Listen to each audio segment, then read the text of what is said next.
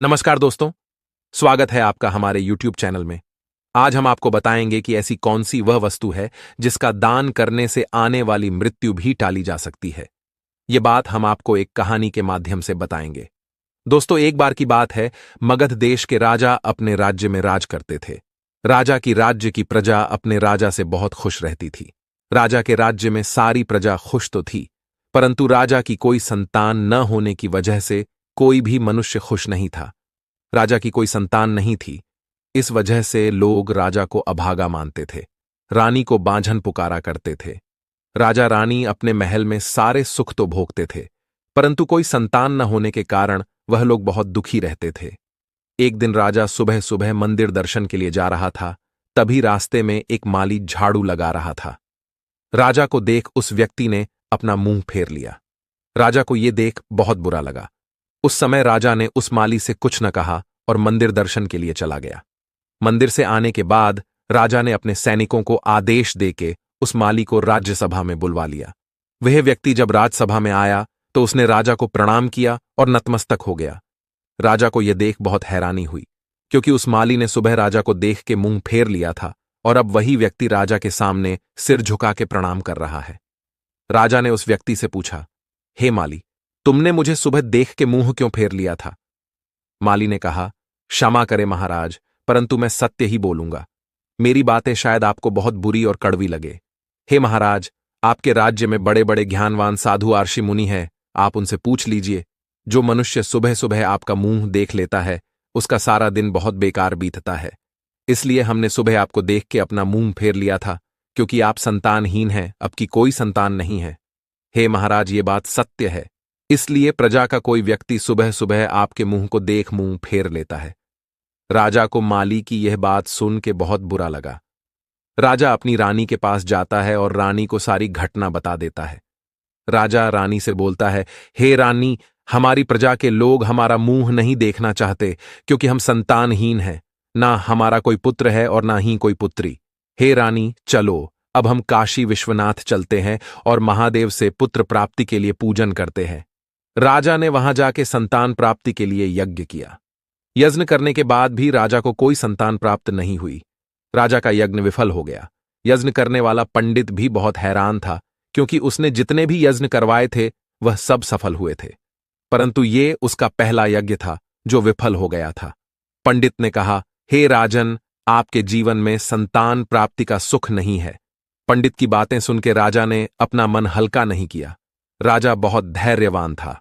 कुछ दिनों बाद राजा ने अपने मंत्री को कहा, मैं कुछ समय के लिए राज्य से बाहर जा रहा हूं, तुम मेरे राज्य का ध्यान रखना।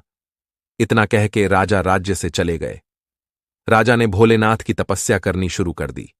बहुत समय बीतने के बाद शिव जी ने राजा की तपस्या से प्रसन्न होकर राजा को दर्शन दिया। भोलेनाथ को सामने देख के राजा बहुत प्रसन्न हुआ। राजा ने कहा, हे देवों के देव महादेव, आपको मेरा सादर प्रणाम है। हे भोलेनाथ, मैं आपसे एक संतान प्राप्ति की मांग करता हूं। भगवान शिव ने कहा, हे राजन, वैसे तो 7 जन्मों तक तुम्हारे भाग्य में संतान सुख नहीं है, परंतु तुम्हारी तपस्या से मैं प्रसन्न हूं, इसलिए मैं तुम्हें एक पुत्र प्राप्ति का वरदान देता हूं। परंतु हे राजन, याद रहे, यह पुत्र केवल 20 वर्ष की आयु तक ही तुम्हारे साथ रहेगा। अपनी 20 वर्ष की आयु पूरी होने के बाद यह वापस चला जाएगा। शिव जी की यह बात सुन के राजा थोड़े हैरान हुए, परंतु उन्होंने कहा, हे भगवान, मैं आपके वरदान से प्रसन्न हूं। संतान न होने से तो अच्छा है, कुछ समय के लिए संतान का होना ही अच्छा है। वरदान प्राप्त करने के बाद राजा अपने राज्य में वापस चला जाता है। कुछ समय बीतने के बाद रानी गर्भवती हो जाती है। पूरे राज्य में जब यह सूचना फैलती है तो सारा राज्य खुशियां मनाने लगते हैं। महादेव के आशीर्वाद से राजा को पुत्र की प्राप्ति हुई। इस बात को जानकर पूरे राज्य में महाउत्सव मनाया गया। समय बीतता गया, अब राजा का पुत्र बड़ा हो रहा था। उसकी देखभाल में राजा महादेव की कही बात को भूल जाता है। राजा अपने पुत्र को अभिमन्यु के नाम से पुकारते था। अब राजा पुत्र 14 वर्ष का हो गया था। उधर एक अवधपुर राज्य में भानु नाम का राजा राज करता था। राजा की एक पुत्री थी, चंद्रकला। चंद्रकला सर्वगुण संपन्न थी। वह गरीबों की सहायता बहुत निर्मल भाव से करती थी। चंद्रकला का एक नियम था कि वह जब तक किसी भूखे को भोजन न करा ले तब तक वह भोजन ग्रहण नहीं करती थी। राजा भानु को जब पता चला कि मगध देश के राजकुमार बहुत रूपवान, बुद्धिमान, शक्तिशाली है, तब वह अपनी पुत्री चंद्रकला का रिश्ता जोड़ने की सोचते हैं। राजा सोचने लगता है, अब अभिमन्यु का विवाह करवा देना चाहिए। विवाह होने के बाद मेरा वंश आगे बढ़ जाएगा। उधर अवधपुर के राजा भानु राजकुमार अभिमन्यु के लिए अपनी पुत्री का रिश्ता भेज देते हैं। कुछ समय बाद राजकुमार अभिमन्यु और राजकुमारी चंद्रकला का विवाह संपन्न हो जाता है। अब राजा को अपने पुत्र की मृत्यु की चिंता सताने लगती है। राजा जानते थे कि 20 वर्ष की आयु होते ही उनके पुत्र की मृत्यु होने वाली थी। राजा ने ये बात किसी को नहीं बताई थी। उधर यमलोक में चित्रगुप्त सबकी मृत्यु का कालचक्र देख रहे थे। तभी उन्होंने यमराज को अभिमन्यु की मृत्यु के बारे में बता दिया। यमराज ने अपने दूतों को अभिमन्यु के प्राण लाने को भेज दिया। यमराज ने कहा, अभिमन्यु की मृत्यु सर्प के काटने से होगी। यम के दूत ने एक सर्प को अपने वश में कर लिया। जिस दिन राजा के पुत्र की मृत्यु होने का दिन था, उस दिन राजा सुबह से भगवान की पूजा में लीन हो गया था। राजकुमार की पत्नी पतिव्रता स्त्री थी। राजकुमारी अपने रोज के कार्य कर रही थी। सर्प राजा के महल में आ जाता है और राजकुमार की शैया पे बैठ जाता है। यम के दूत राजकुमार के कक्ष के बाहर पहरा दे रहे थे। उसी राज्य के एक गांव में एक गरीब किसान रहता था। उसकी एक पुत्री थी जिसका विवाह उसने सही समय पे करवा दिया था। उस गरीब की पुत्री का पति बहुत पापी और नीच था। वह उसे रोज मारता पीटता था। कुछ समय बाद उस किसान की पुत्री ने गर्भ धारण किया। वह अपने पति की मारपीट से तंग आके अपने पिता के घर चली गई। कुछ समय बाद किसान की पुत्री ने एक बच्चे को जन्म दिया। अब उसे बहुत भूख लगी थी।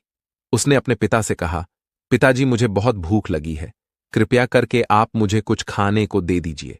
तब वह किसान भोजन मांगने के लिए घर घर जाके भोजन मांगने लगता है, परंतु कोई उसे भोजन नहीं देता है। ब्राह्मण अब राज दरबार के बाहर जाके भिक्षा मांगने लगता है। तब राजकुमारी चंद्रकला ने देखा कि एक बूढ़ा ब्राह्मण द्वार पे खड़ा भोजन की मांग कर रहा है। राजकुमारी रोज एक गरीब ब्राह्मण को भोजन खिला के हो खुद भोजन किया करती थी। राजकुमारी ने वह भोजन उस गरीब ब्राह्मण को दे दिया। उधर राजकुमार अभिमन्यु अपने पिता को देख के वापस अपने कक्ष में जा रहे थे। यम के दूत दरवाजे पे खड़े थे। सर्प भी अभिमन्यु के बिस्तर में लिपटा था। गरीब ब्राह्मण भोजन लेके अपनी पुत्री के पास जाता है और उसे भोजन से देता है। ब्राह्मण की पुत्री जैसे ही भोजन को खाती है, वह अपने पिता से पूछने लगी, हे पिताजी, ये भोजन आप कहाँ से लेके आए हैं? वह भोजन आपको किसने दिया है? अपनी पुत्री की बात सुन ब्राह्मण बोलता है, हे पुत्री, यह भोजन राजकुमार अभिमन्यु की पत्नी चंद्रकला ने दिया है। इतना सुनते ही ब्राह्मण की पुत्री के मुंह से उस राजकुमारी के लिए दुआएं निकलने लगी। उसने कहा, जिसने भी यह भोजन दिया है, भगवान उसका सुहाग बनाए रखे, वह स्त्री सदा सुहागन रहे। उधर यम के दूत राजकुमार की आत्मा को ले जाने के लिए तैयार थे और उधर ब्राह्मण की पुत्री अपनी शुद्ध मन की आत्मा से उस राजकुमारी के सुहाग की कामना कर रही थी। राजकुमारी को आशीर्वाद और दुआएं दे रही थी। अभिमन्यु जैसे ही कक्ष में प्रवेश करता है, सर्प उसे देख के आगे बढ़ने ही वाला था, परंतु उस सर्प से एक कदम भी आगे नहीं बढ़ाया जा रहा था। सर्प राजकुमार को डसने के लिए आगे नहीं बढ़ पा रहा था। यम के दूत बहुत हैरान हुए, क्योंकि ऐसा करने से उन्हें उस ब्राह्मण की पुत्री का आशीर्वाद और दुआएं रोक रही थी। तब यमदूत यमराज के पास जाके सारी घटना सुना देते हैं। तभी यमराज कहते हैं, हे दूतो, किसी भी गरीब के मन से निकली सच्ची दुआएं और आशीर्वाद एक मनुष्य के प्राण भी बचा सकता है। यमराज तभी महादेव के पास जाते हैं और सारी घटना बता देते हैं। तभी महादेव यमराज से कहते हैं, हे यमराज, तुम अभिमन्यु की आयु बढ़ा के 100 वर्ष कर दो, क्योंकि एक भूखे गरीब को भोजन दान देने से उसकी मिली हुई दुआएं एक मनुष्य की आयु बढ़ा सकती है। तब यमराज अभिमन्यु की आयु बढ़ा देते हैं और उसके प्राण बिना लिए यमलोक चले जाते हैं। तो दोस्तों, जैसा कि आपने इस कहानी में सुना कि एक गरीब एक भूखे को भोजन दान देने से हम मृत्यु को भी टाल सकते हैं। दान धर्म की शक्ति से और आशीर्वाद के मृत्यु पे जीत प्राप्त की जा सकती है। उस शक्ति से बड़ी मृत्यु को भी टाला जा सकता है।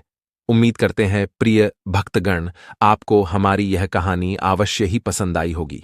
यदि वीडियो पसंद आई हो तो चैनल को सब्सक्राइब, वीडियो को लाइक शेयर करना न भूलें। मिलते हैं अगली वीडियो में, तब तक के लिए धन्यवाद।